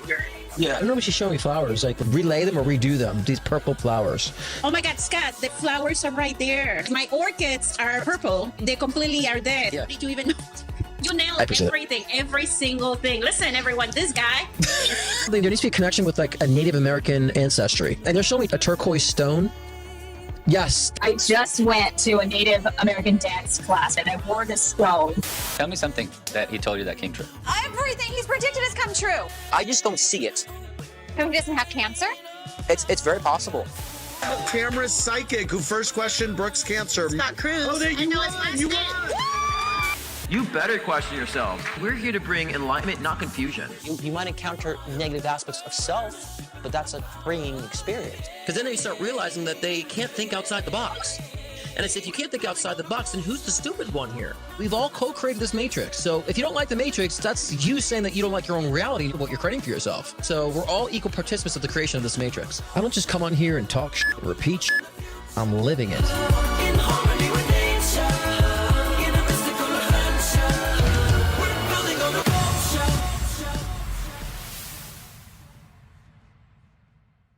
Step astrology is the key to unlocking your past, your purpose, and your heart. Are you ready to understand yourself better than ever before? Enlightened edutainment awaits inside the Sirius Joy Vault. Subscribers receive in-depth insight into the planetary energies with daily texts, pep talks, and more, personalized to your unique blueprint. Subscribe now for only $3.99 your first month at SiriusJoy.com. If you're watching us on YouTube, please be kind and do subscribe to our YouTube channel at Serious Joy TV. Please click like on this video, and if you don't mind, hit the bell button so you're notified, so we collectively defeat the algorithm overlords. The Serious Joy Nonlinear TV network is simulcasting right now on many media affiliates, including Instagram, X.com, and Facebook, just to name a few.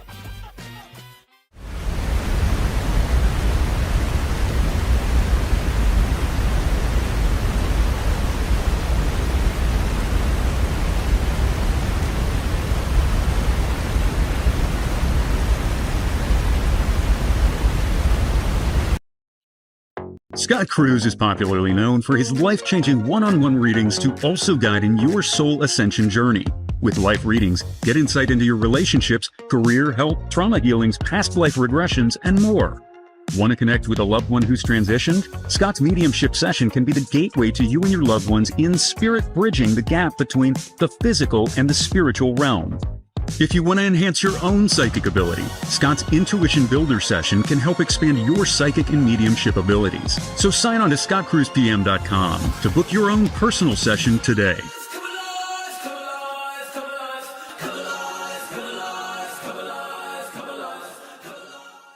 If you're watching us on YouTube, please be kind and do subscribe to our YouTube channel at Serious Joy TV.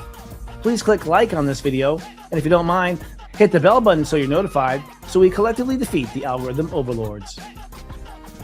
The Serious Joy Nonlinear TV network is simulcasting right now on many media affiliates, including Instagram, X.com, and Facebook, just to name a few.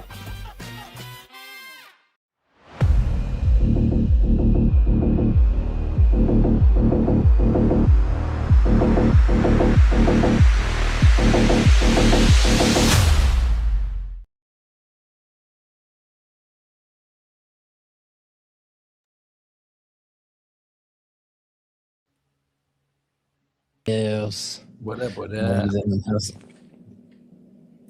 Yeah, I wasn't sure if you were running those commercials because you're waiting for us. So, so I was like, put me on. What are we doing? So I didn't realize it was a set for that. So I was just sitting here planning in my chair, like, all right, I'm getting all jacked up on Scott Cruz right now. That's not my choice. I was like, oh, is it too much of me on there? I don't know. No, it's good. What's going on, Bree? What was your thoughts on today's show? I thought it was great. Yeah.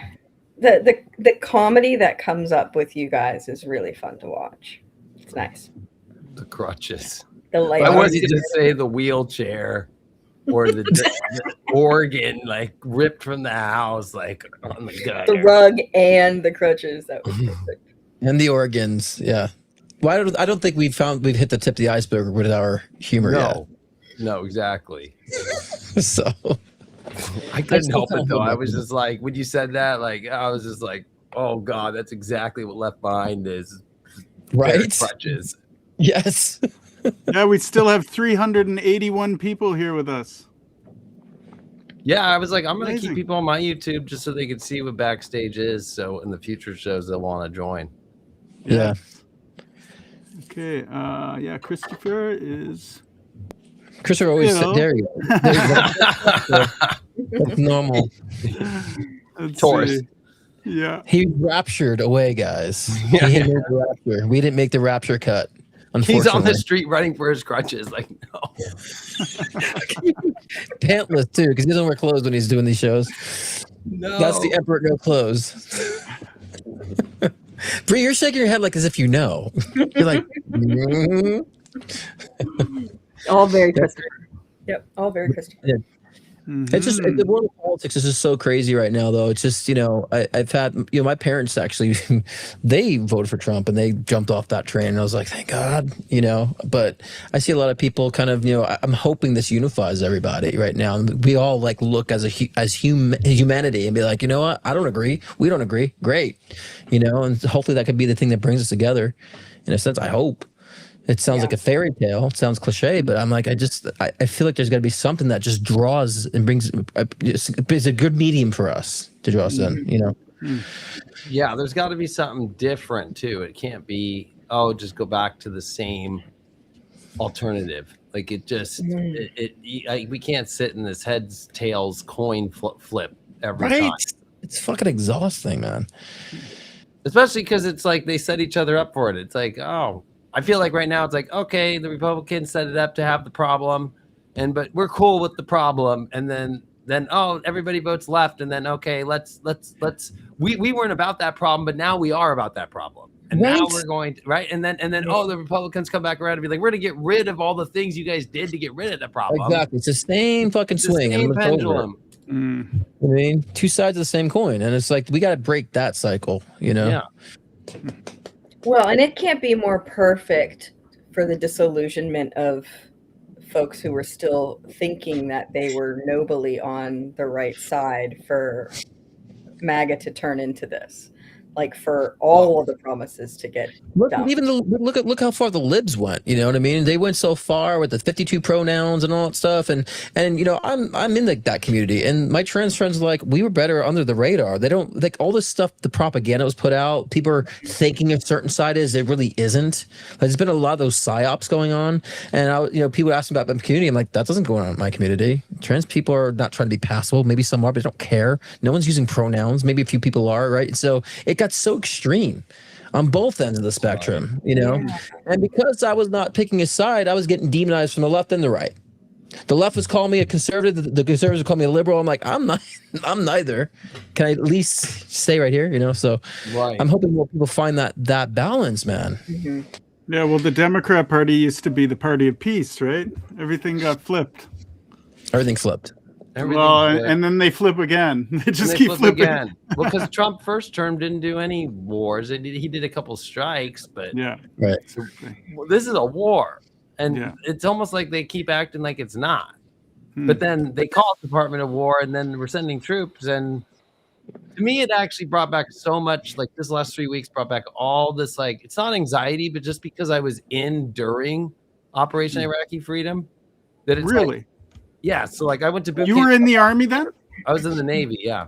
Oh wow. So like I'm in boot camp, and then it's like, we're going to like war boot camp now because Operation Iraqi Freedom starting. So I literally get out of boot camp right as we're bombing Iraq. Oh my Lord. Wow. Right? So how old were you? I was 18 when I joined. Wow. So for me to go through all that, I'm 41. I'll be 42 this year.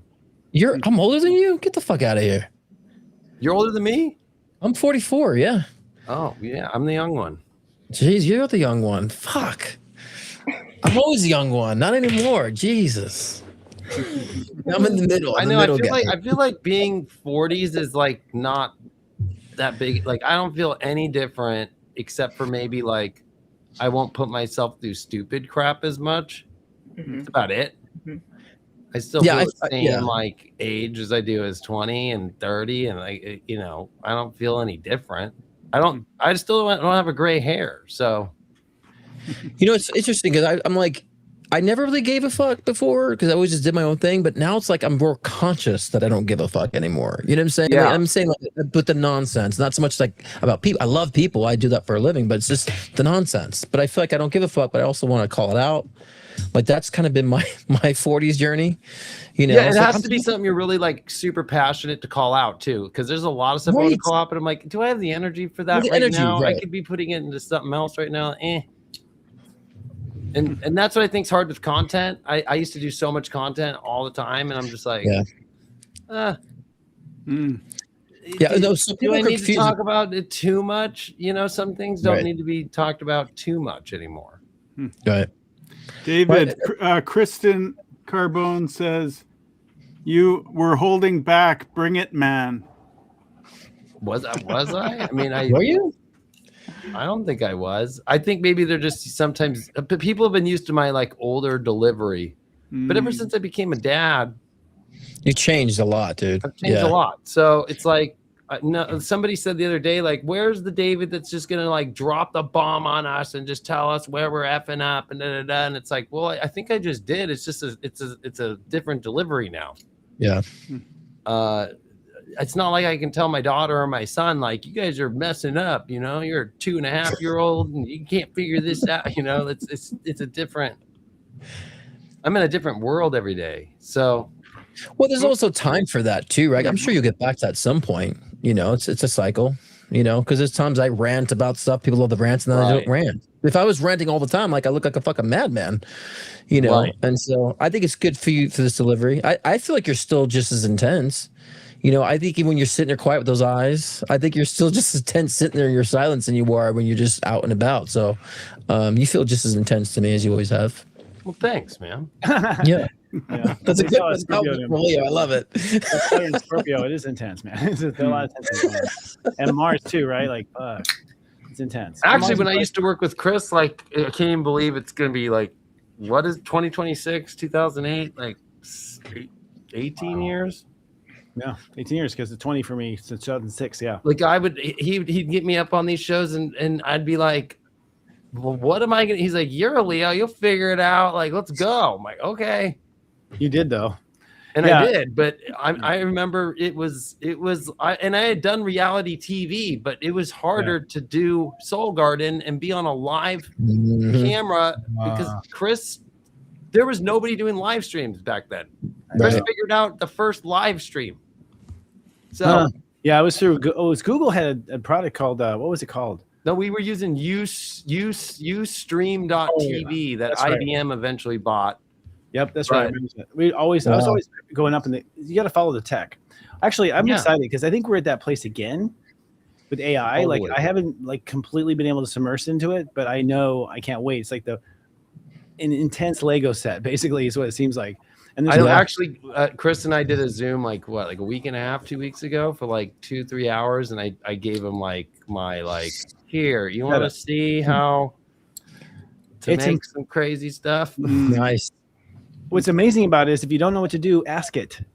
Yeah, it's like that's what drives me crazy. It's like here's a dimension. Well, for the most part, I've been having to correct ChatGPT a lot. I'm like, that's not how this program works. It's not perfect. It's not perfect. It's not perfect for sure. But you're not going to YouTube to watch videos and learn it real quick. You're not having to do all that shit, that research. You're not having to learn anything. You're just saying, hey, can you do this? It's like, yes. Can you do this? You kind of with this. It's like, yeah.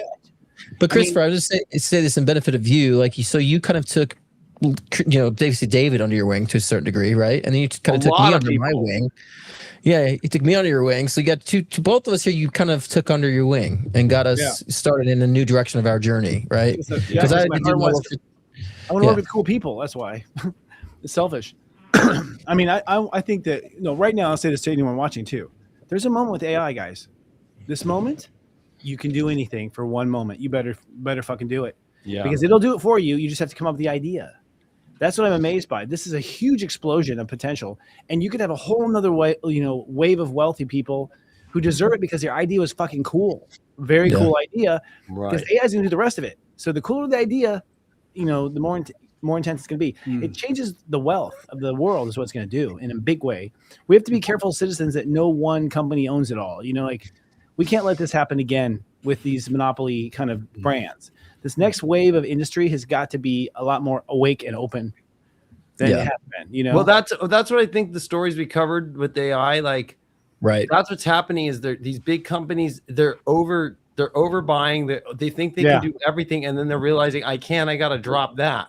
So the whole video gen world of AI right now is an open market for and people think, well, maybe it's Grok or it's going to be some independent company that figures out how to do it the way we all wanted to do it, and they're going to capitalize. Dude, the Grok videos are pretty damn good. They're they've gotten way better. Yeah, they got better in the last week, I think. Yeah, because now you can have multiple references to create a video. Now it creates video without a photo, and it's now 10 seconds. Today, yeah. And Elon's way more hey, just whatever you want to do, But it's also I'm sorry.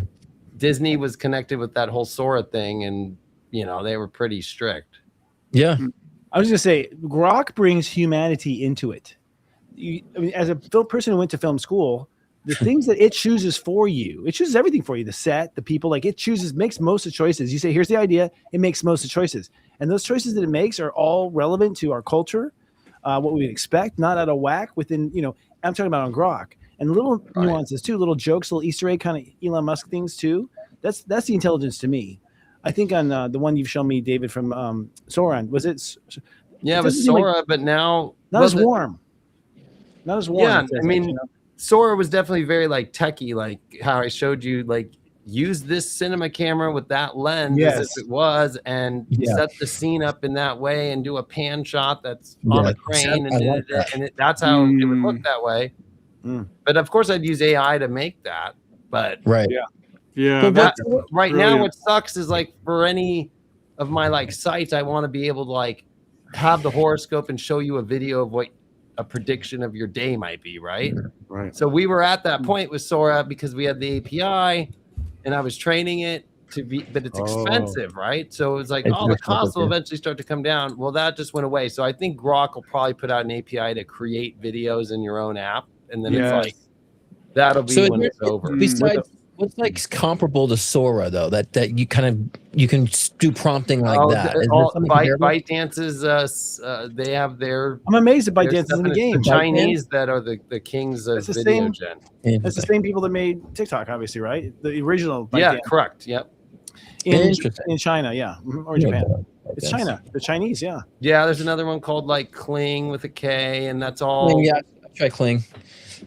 There's a bunch of them, but I would say for just any person to be able to go on their phone, it would definitely be Grok right now. Yeah, Grok has been the most accurate when I do a prompt. It's been the most accurate. I'm impressed with Grok. I really am, and getting to it. I know Elon. It's I don't know him, but it's just watching him through the years. He's far advanced, and they're testing stuff way beyond what we see here. The stuff that's getting hit the market now is the stuff that stopped breaking, basically. Once it stops breaking, they fix the bugs and they release stuff, I think, is the way it works. Hey, it's going to go farther. Speaking of Elon, we didn't really touch on that headline, but did you get that a digital agent that can run software workflows end to end? So I'm not quite sure what that means. I mean, give me a case. Emulates the entire function of a software company. Well, one software or the company? It's like Adobe makes several products. So is it going to take over Photoshop or Adobe? What it would be a bunch of agents that have computer access, right? That then would create computers running itself and run it and run computers that are running the software.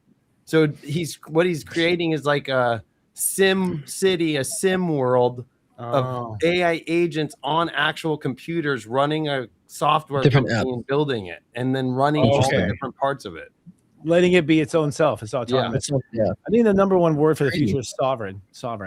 That's versus independence or freedom, which it was last time. Pluto is in Aquarius. It's sovereign now, and that would be a sovereign software company. Like, right? It's right. Its own AI. It's deciding how to compete in the market. It's analyzing the market trends, everything. Right? That's crazy. Yeah, and it would be interesting to let it be free market and let them go until, because that reminds me of like how Bill Gates stole from Xerox the mouse, right? Xerox is the one who created the mouse. Yeah. And it was like companies back then were making all this stuff in the 70s, and then like Microsoft is just built upon stealing all the pieces. Right. Exactly. Yeah, exactly. And Jobs stole all the interface. Who are we kidding? Yeah. Oh, I know. I mean, Xerox is an idiot. There's a brilliant people working there, and everything they invented got stolen. Like, there was another big story this week about Apple because of their deal with Google for Siri, that they're trying just Siri as an application, and that in the deal that Apple is able to take Google's AI model and do whatever they want to it, whatever they want. Well, they need to, because Siri right now is so behind, dude. So bad. It's so behind. And Gemini sucks. I mean, I'm sorry. Right, it does. So they need each other, those two.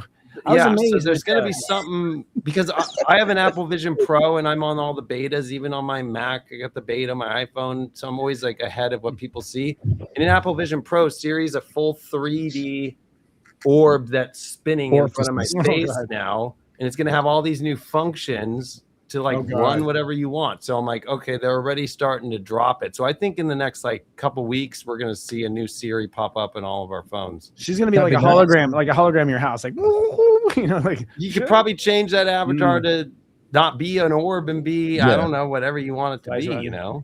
That's where Google wins, though, I think, is like in their video production is actually really, really good. They've got the algorithms. I mean, they've got, I'm amazed that a Google, analyzed video will be still smaller file size than pretty much anywhere else. I mean, YouTube has amazing stream quality, really, for how low the bandwidth is. Like, they've really maximized that compression. Well, and they have YouTube with all of the training for people who didn't turn off training on their YouTube. Oh, really? Okay, interesting.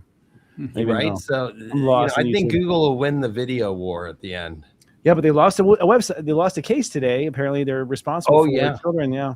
For children. Well, did you see it was TikTok and Snapchat that settled with the girl, right? They were like, we don't want to go to court, so we'll give you the money.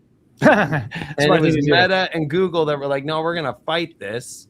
Oh my God. Now they lost. And so now when it comes to teens and kids, which actually, I mean, we didn't have that growing up.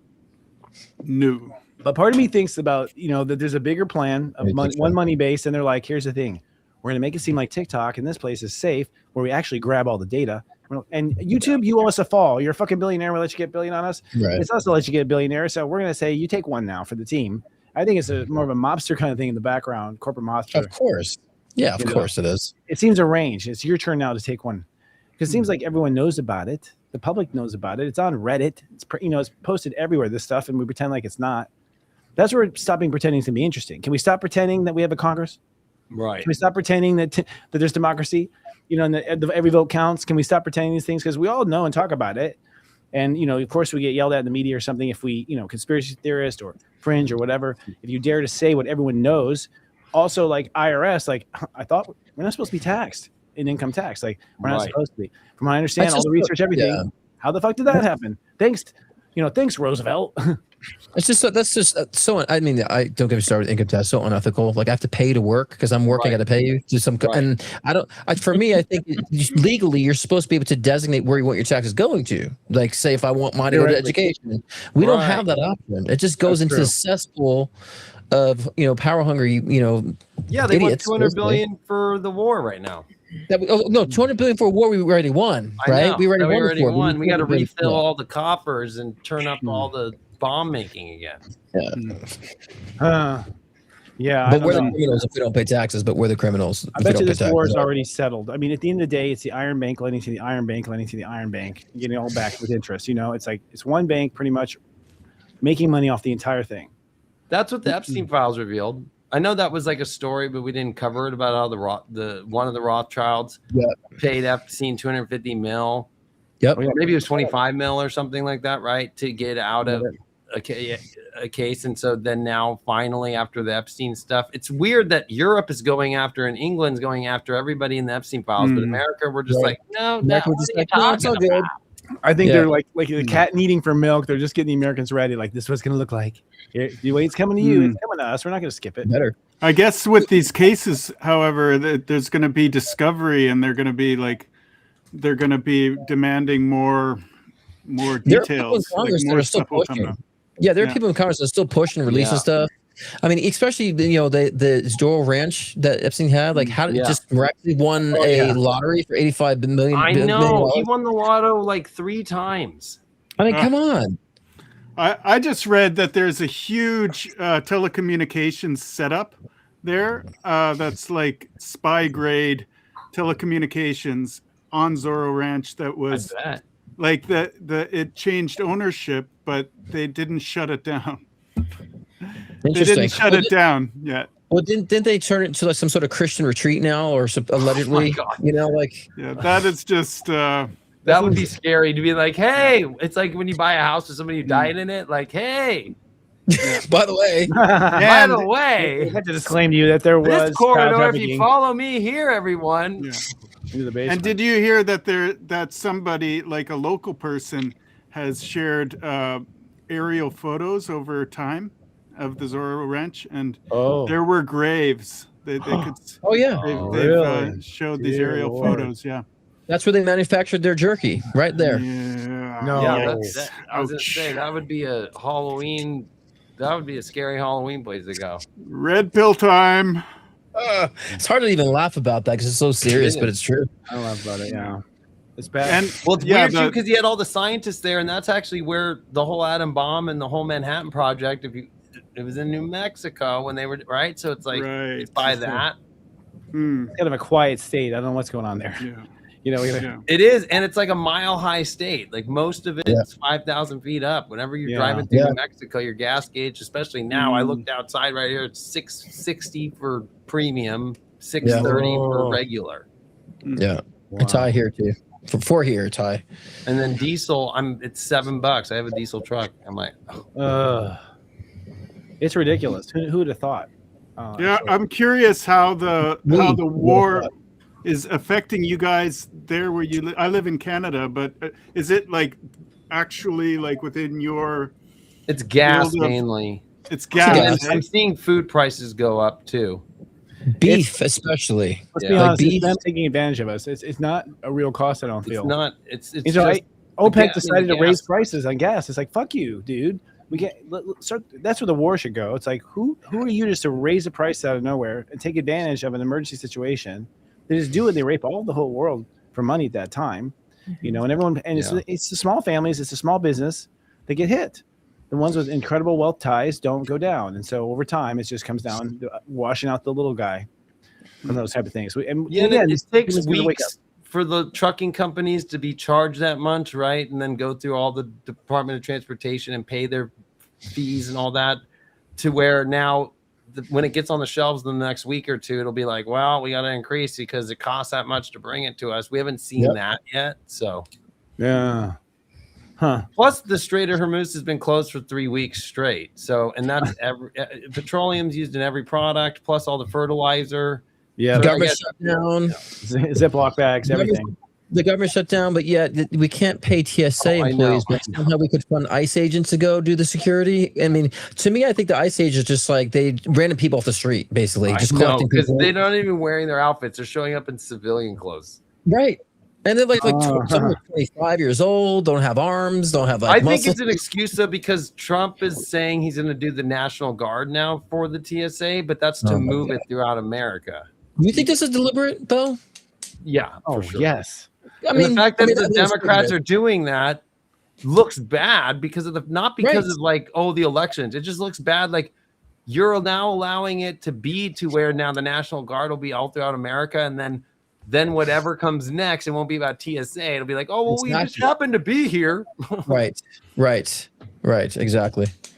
Well, I mean, like you said, they reserve now aliens.gov or alien.gov. I saw that too. So I was always feeling like they were going to release that the aliens exist to blame shit on the aliens. Oh, the aliens did it. Oh, the aliens are going to do this when it's really them. You know what I'm saying? I always thought there's going to be a distraction with the aliens and the ET. I thought it was interesting all the meteors in the last week too. Oh yeah. That's right. That's right, huh? All over the world and even in Yeah, America. what is that? Yeah. Go ahead. It's What was like- it? It was like everywhere, meteor showers everywhere. Yeah. Yeah, but it was like, you know, in my life, paying attention to the sky, I've never seen that many meteors like come down on Earth and actually show up above people's homes and like, yeah. And then one chunk went through some woman's house in Arizona. I saw the news on that one. I thought that was, she was just like, I was just watching TV and then just this meteor comes down and goes through her roof and goes into her living room and it didn't hit her, thank God. But it's like, there's those stories, you know, but it's just like, oh, we're in that time. Like, you know, like, is that something else is going on? Like, you don't know when a meteor might come down as you're like trying to fill up your gas can for $7. Like, oh. It's crazy if you've been watching all this stuff for a long time because it, you know, it's like cue the aliens, cue the fucking it's just been like that, like the Epstein. Okay, now cue the war. Now cue the aliens. Like, have you guys seen the Illuminati playing deck card from like the 80s? Like each card like predicts these seasons. Have you seen that, Morgan? No, you're in the movie. Yeah. No, it's like a card game from like the 80s, and it predicts like all these eras and Trump, all this stuff. And so it's called the Illuminati card game. There's a video. I think that is our tarot deck on this show. Do tarot readings with that. I'm gonna buy it. I'm gonna buy it. Cool. I'm gonna buy them actually. Yeah, that would be awesome. And dude, another thing, they've been spraying like crazy. I don't know. They've been spraying like massively. They are doing everything all at once. It's like, because I get when they spray, because I know my body reacts. I get muscle pain, I get neck pain, I get headaches when they spray. Every single time. Allergies bad. Bad, right? Yeah. Yeah, I wonder, it's like, is there allergies or is it just fucking poison in our system? You know what I mean? It's the poison. The allergies is from the shit and what they're spraying. Yeah, exactly. As I'm saying, I mean, how bad are allergies? I mean, all the cold medicines and everything. It's like maybe it actually wasn't. Grandma didn't talk about it being that bad, but she was growing up. You know? Oh, it was also weird that the coldest temperature ever recorded at the spring equinox in Antarctica was just recorded. It was like a negative 112 degrees. Well, so that's the thing. That's the thing about climate change. Okay, like from what I hear, there's a whole school of thought that it's getting colder, not warmer, and that's because the sun is chilling out. It's going through a chill period where it's less fiery. It sends less fire to our planet, and as a result, we cool off. And the sun doesn't even look yellow anymore. It looks white. Well, and apparently this thing happened just somewhere between the American Revolutionary War and the next cycle of their history. There was like some a summer that never came or something. Actually, it was actually during Huckleberry Finn time, because it was Walt Whitman who wrote that quote. I think there was no summer one year in the United States. They ended up had no food. Like they didn't grow the food.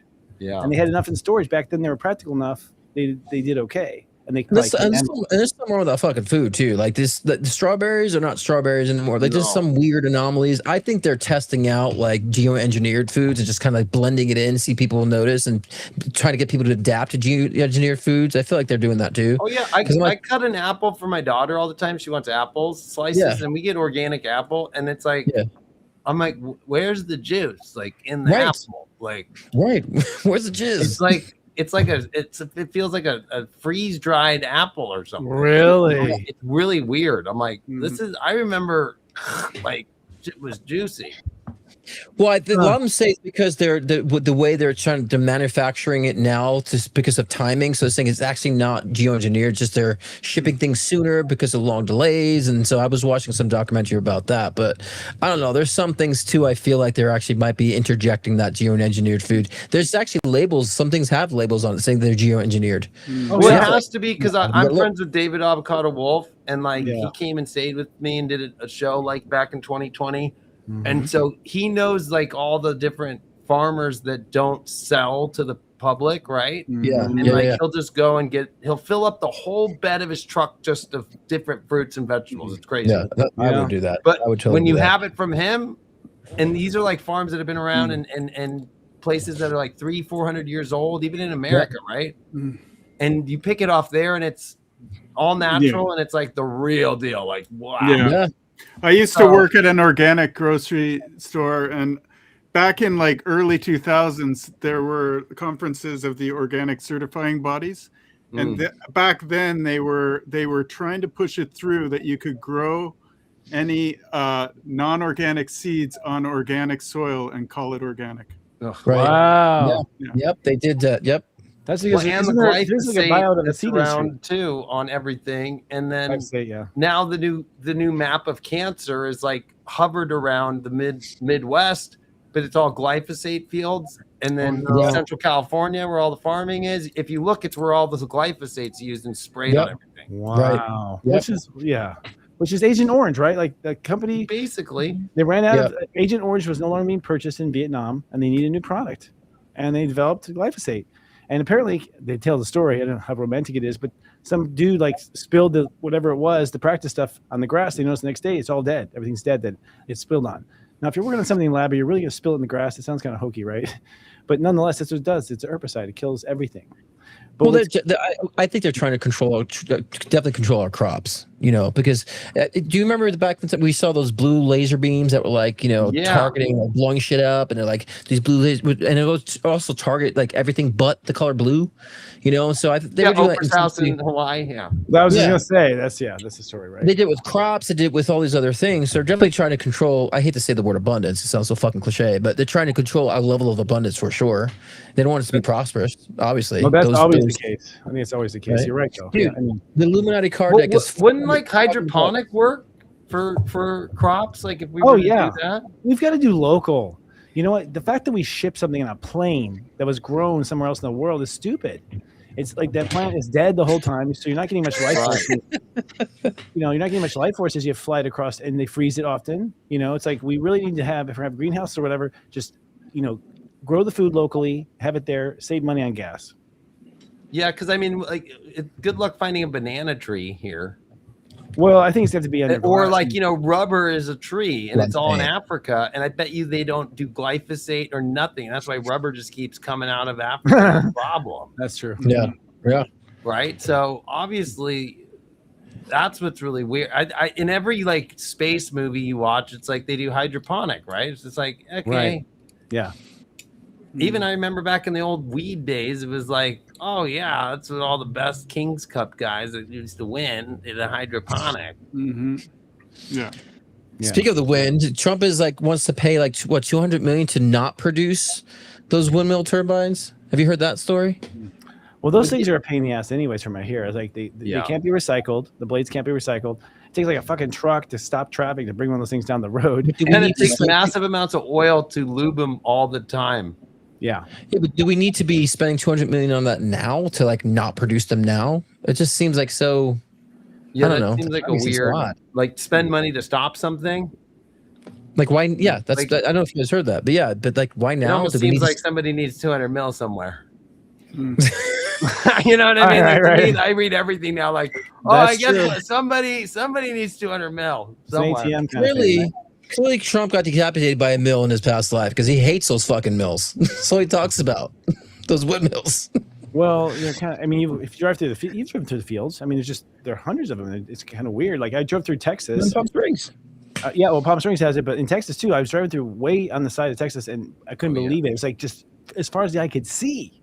Yeah, and just spinning, these wheels spinning. It's like. But remember, it was 2021 when that deep freeze happened, and they all stopped. Yeah. Froze over. Yeah, right. Oh yeah. That was sus. I think honestly we've been creating weather for a long time. I think now with drones, those are even bigger risk, right? Just throw a couple drones at them.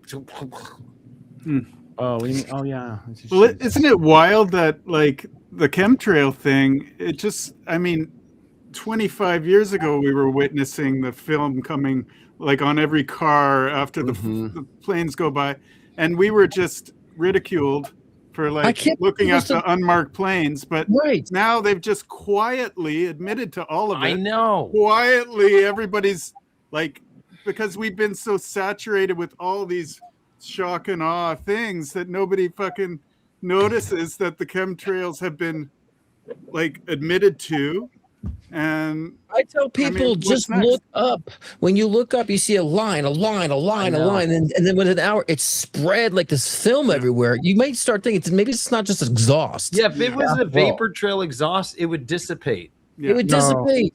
It hovers all day and settles. It hovers till the next day. You can see it the next day. Like this weekend when they were doing it, I went out the next morning and I'm like, it's still there and there. It hasn't moved.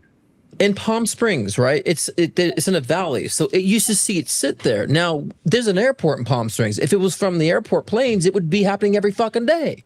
If it's the airplanes, if it's normal, but it's not. And so, to me, that's one thing that really aggravates me the most when I see that. And I always feel my joints are fucked up. My parents are the same. They're always the same thing that I have when they start spraying all the time. Well, so what do you think it is? Why do to make you sick? Obviously, it's to make you sick. Yeah, I mean, I think actually Gary Lyman, a buddy of mine who runs Honey Garage, he's got his theories, and mostly it's to dehydrate us. Like apparently this gets rid of the electrolytes big time, which then just the body starts collapsing after that when you don't have good water. So it's really about eliminating the water in you. And I think it's actually eliminating water in the environment. I think a lot of this desertification, as they say, could be these elements just landing on the ground, just for something about the way they absorb. I'm not sure how it works. But that would make sense, though. I mean, honestly, a dehydrated person is gonna definitely not do as well, and we're not really tired. You kind of have to build an addiction to remembering to drink the amount of water that you do. It has to become a ritual. It's overstated there, and maybe that's so we consume plastic. Right. And that's a bigger problem. So like now they're finding. I've watched a lot of shows, right? So like. Men who drink out of plastic all the time, their testosterone levels are horrible, and then their sperm count is down to nothing, and then they're pulling them away from plastic and not adding testosterone, and they're getting it all back, and then their sperm counts are going up. It's literally the microplastic thing is like probably part of the whole spraying as well. It could be a microplastic. But do you think our grandpa's generation had a problem with hard-ons? I think erections, all these erectile dysfunction pills and stuff. It's like insane. There's no old guy back from the 20s and 30s saying, I can't get it up. It didn't exist.